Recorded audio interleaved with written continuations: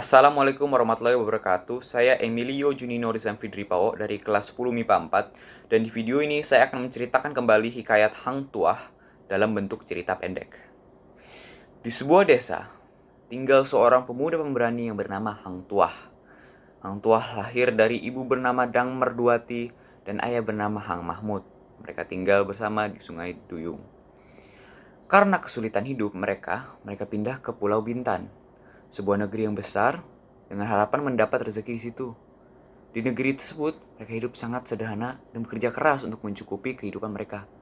Suatu malam, Hang Mahmud bermimpi bulan turun dari langit. Cahayanya penuh di atas kepala Hang Tuah.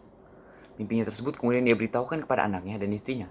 Lalu, istrinya memandikan, membuatkan nasi kunyit dan telur ayam, serta memakaikan pakaian serba putih kepada Hang Tuah.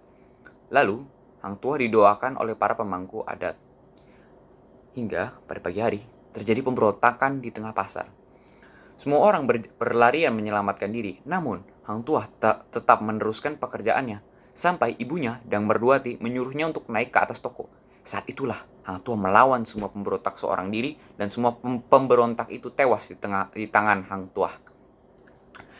Peristiwa tersebut diketahui oleh keempat kawannya, Hang Jebat, Hang Kesturi, Hang Lekir, dan Hang Lekui, hingga sampai kepada sang raja.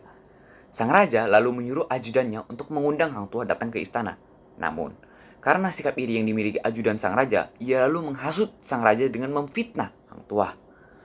Sang raja pun murka dan memerintahkan untuk membunuh Hang Tuah. Namun saat itu, bendahara kerajaan telah lebih dahulu menyembunyikan Hang Tuah di sebuah hutan.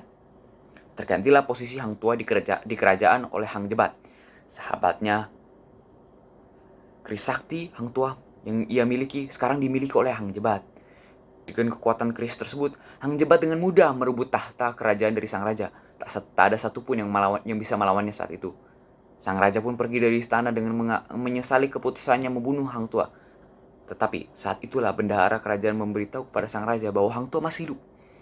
Setelah mengetahuinya, Hang Tuah kemudian ditugaskan untuk merebut kembali keris sakti yang saat itu dikuasai oleh Hang Jebat. Dan Hang Tuah pun berhasil merebutnya kembali bersama dengan tahta kerajaan. Sedangkan Hang Jebat harus tewas dibunuh di tangan sahabat sendiri, Hang Tuah. Dan sebelum kematian Hang Jebat menjelaskan kepada Hang Tuah alasannya melakukan tindakan tersebut. Sekian dari saya. Wassalamualaikum warahmatullahi wabarakatuh.